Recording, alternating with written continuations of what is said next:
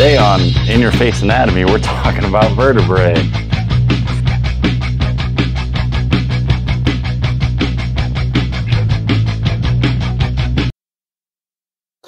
All right, the vertebra, one of my favorite parts of the skeletal system. I find it really interesting how they make all these joints that make up our spine to allow such a wide range of motion in the human body. So first thing we need to do is distinguish the different parts of our vertebra. So we have a cervical region, that's the part in our neck. We have a thoracic region, that is our chest. And then our lumbar region, that is our low back or spine. Then we get into the sacrum and coccyx, but that's more to come on that later. So how we tell the difference between them. So vertebrae start small and gradually get bigger as they work their way down. So this first one is a cervical vertebra, one because it's the smallest, but the other reason I know is because all of my cervical vertebrae have these extra foramen in them. Most of my vertebrae just have this one big vertebral foramen, but my cervical have these extra foramen as well. We call these our transverse foramen, and I'll come back to that in a second. But when we see these, we know this is one of my cervical vertebrae. This is in my neck. There are 7 of these in total. Then as we work our way down, we get to the thoracic vertebra. So I think the thoracic vertebra looks like a giraffe. Like these would be the ears of the giraffe. This, of course, is its nose. These are the little giraffe horns that they have. So that's what I think of when I see a thoracic vertebra. If I see the giraffe, then that is a thoracic. There are 12 of these in total. And then lastly is my lumbar vertebra. So with my lumbar vertebra, there are 5 in total. And these guys are bigger, they're thicker because they have to carry more weight than our other vertebrae do. They have to support all of the structures as it increases the pressure on these lower vertebrae. So these vertebrae are easy to spot because we have great big vertebral body. We've got big processes, thick structures here. There are 5 of these in total. This is my lumbar vertebra. So 7 cervical, 12 thoracic, 5 lumbar. We think of breakfast at 7, lunch at 12, dinner at 5. Now let's get into the individual features of these vertebra. So I'm going to start with the thoracic vertebra. I think it's just going to be the easiest one for us. And we'll start with the vertebral body. So that is the main thickest part of our vertebra. This is my vertebral body here with a little yellow dot on it so we don't get our bones confused. We put them back in the right box. Vertebral body. And they kind of rest on top of each other like so to fill the joints. This is not the right one, but you get the idea. Then I've got my spinous process. So the spinous process is the part of the vertebra that sticks out.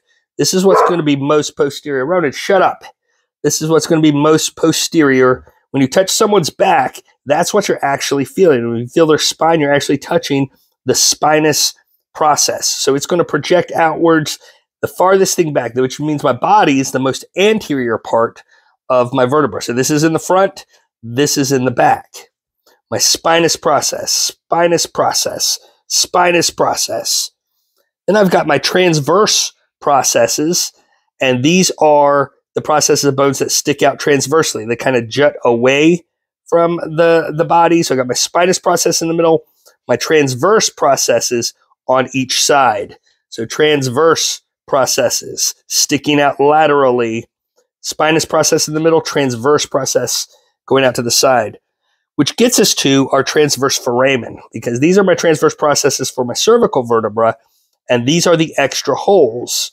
These are my transverse foramen, which just is a hole in the transverse process. But this is how we know that this is the cervical vertebra, because they have transverse foramen. That's the actual name of these holes, transverse foramen. Then I've got lost my spot. Where am I? Facets. My facets.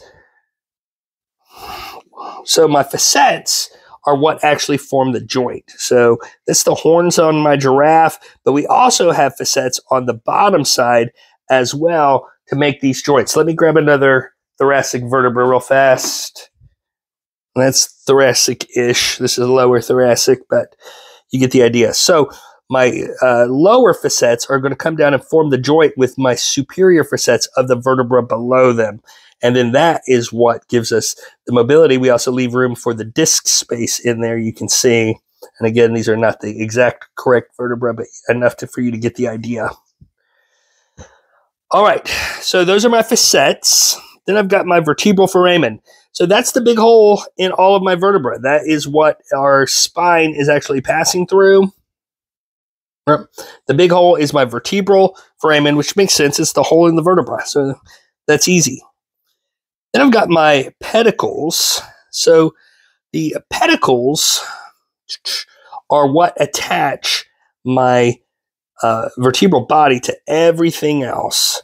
So these here are my pedicles. When I'm actually rubbing here with this pipe cleaner, these are my pedicles right here, and they're on each side. They're kind of the sides. They form the sides of my vertebral foramen, but I always just think they attach the vertebral body to everything else, my pedicles. And there's a pedicle right there. And I got my lamina. So the lamina is the little piece of bone tissue that we find in between my spinous process and my transverse process. So this piece of bone through here, this is my lamina on each side. And I used to always get lamina and pedicle confused. So I was looking at the bone like this one day, and I saw an L, and I'm like, oh, I see an L now. So L for lamina, and then my pedicles are down here on each side. Lamina, pedicles. Easy to confuse. Don't do it. All right, and then I've got my dens, and for the dens, we're going to find that on C2. So let me move these vertebrae around. There we go. So this is actually C1. C1, this is also known as Atlas. It gets its name because in Greek mythology, Atlas had the world on his shoulders. We've all seen that piece of art with the guy holding up the earth. That's Atlas. And just like he holds up the earth, our C1 holds up our skull. So this is the vertebra that our skull comes in and sits on to support the weight. I've actually got that backwards. Okay. So Atlas C1. It looks different from all the other vertebrae. So this is a normal cervical vertebra. This is Atlas. So you can it still has the transverse foramen, so we can recognize it as part of my cervical spine. We gotta know this is C1. This is the very top of my spine. Now this is C2. This is axis. And again, it also still has the transverse foramen on each side, but it's starting to look a little bit more like a typical vertebra. So with axis, it has this weird piece of bone that sticks kind of straight up. This weird piece of bone here, this is my dens. It's the only vertebra that has a dens. This is my dens. And what happens is my vertebra is going to sit on top of it, C1, and that is going to allow us for rotation, to turn our head from side to side with as much mobility as we do because of this dens.